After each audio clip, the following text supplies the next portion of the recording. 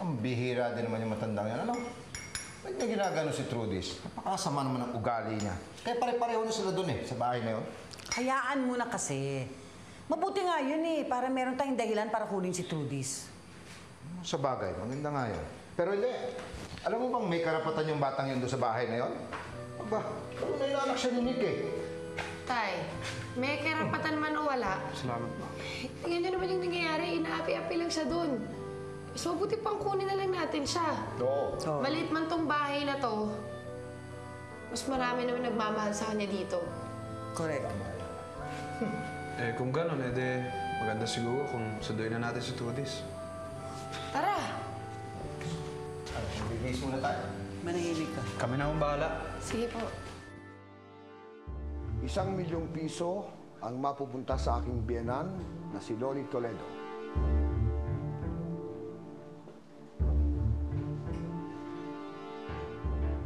₱500,000 naman para kay Sugar Toledo na siyang sasagot sa kanyang pag-aaral hanggang siya ay makatapos. Tig 100,000 naman kina Olivia Lev Santos at kay Rosalie Inday Lopez para makapagsimula ng maliit na negosyo. Sa aking asawang si Honey Toledo Ferrer, iniiwan ko ang 50 million pesos. Ano pa po? Sa aking inang si Hershey Ferrer, ang bahay sa Australia, ang lahat ng aking foreign accounts at ari-arian ay mapupunta sa kanya. Thank you very much, attorney. Talaga napakabait ng anak ko. Opo, pero meron pa ho tayong isang item. Ha? Ang flower farm, ang bahay, ang business investments, ang stocks, ang bahay bakasyonan sa Baguio, ang beach house sa Batangas, at ang savings account na naglalaman ng 100 million pesos ay mapupunta sa nag-iisa kong anak na si Trudis Ferrer. Attorney, there must be a mistake. Hindi pwede makakuha ng mana yan through this na yan.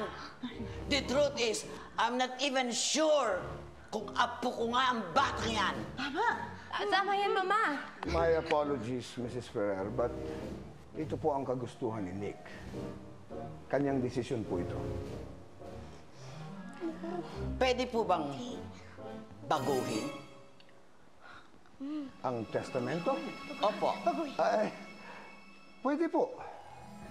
Kung muling babangon si Nick mula sa kanyang hukay at sabihin niyang baguhin ko ang testamento, wala akong magagawa kundi sundin siya. But as it is, ito po ang final will and testament niya. I'm sorry. Pero sandali, attorney. Sandali. Hindi pwedeng makamana ng ganyang kalaking halaga ang bata. Oo nga. Maaari po.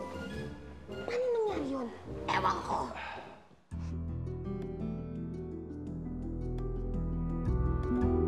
Yaya Lev, bakit po kayo umiiyak? Kasi aalis ka na eh. Mamimiss kita.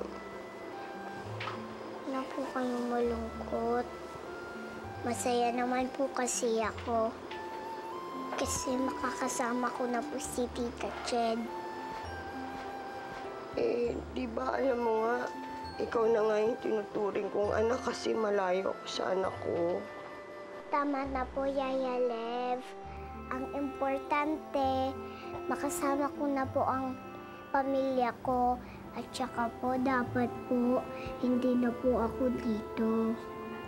Kasi wala na si Papa Nick. Pero ikaw ang anak ni Sir Nick, di ba? Ikaw ang may karapatan dito, hindi yung ibang tao. Ikaw ang dapat nandito sa bahay na ito. Okay lang po yun. Kahit po maliit lang po ang bahay nila Tita Che. Basta po may nagmamahal sa akin. Di ba po ang importante ang mahal? Alam mo, Trudis, ang dami-dami kong natutunan sa'yo. Ang dami mong naituro sa akin kahit bata ka pa. Na importante maging masaya kahit na mahirap ang buhay. Naituro mo yun sa akin kahit bata ka pa. Maraming salamat, Trudis, ha. Welcome po.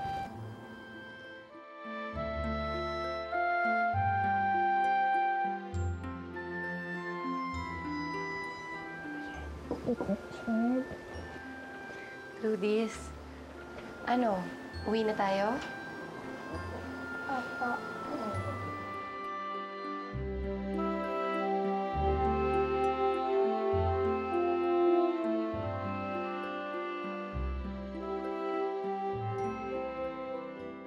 Tara na. Sige, pakiayos sandali lang.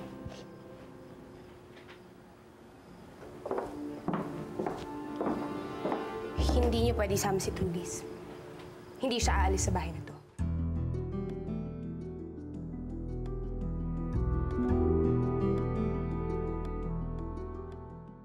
Hindi ba napagkasundoan na natin na iuwi ko si Trudis sa amin? Alam mo, nung una, akala ko okay lang eh. Pero na-realize ko na anak ni Nick si Trudis. At siya na lang ang natatanging alaala ko sa asawa ko. Hindi ko kaya. Kailangan ko siya, Ched.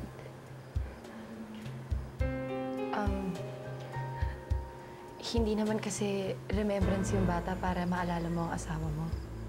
Hindi naman yun yung ibig ko sabihin. Ang sa akin lang, napamahal na rin sa akin ng bata. At ngayon wala na si Nick. Gusto kong ako na ang tumayong magulang niya. Aalagaan ko siya.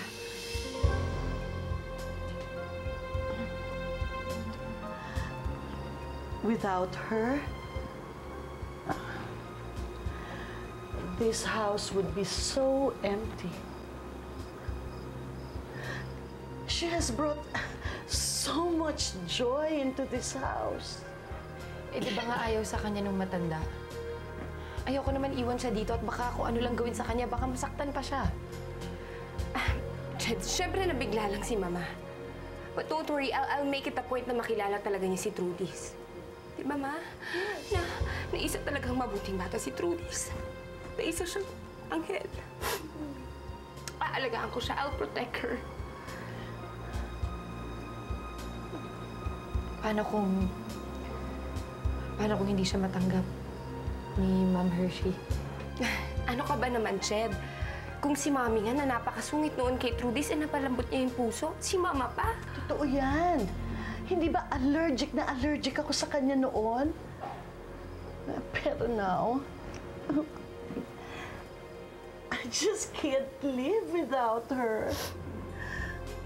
I love you, Trudis. Alam mo, Ched, tsaka may karapatan si Trudis sa pamamahay na to. Sigurado akong gusto ni Nick na dito siya tumira.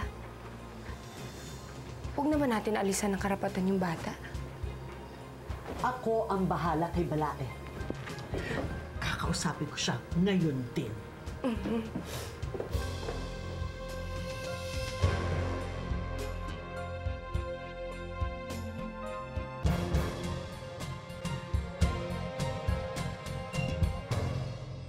Carling, sanayin mo nang tawagin akong tatay, Carling. Malapit-lapit ka na maging parte ng pamilya namin. Bakit ka magpapatalo sa kapatid mo? Lumaban ka. Magtatagal kayo? Bakit? Parang ayaw ninyo. Ang importante sa akin, malaman ko lahat ng plano niya. Lalo na kung may kinalaman kay Ched. Akala ko ba ganti mo lang yan kay Migs? Bakit para yatang may tama ka na kay Ched?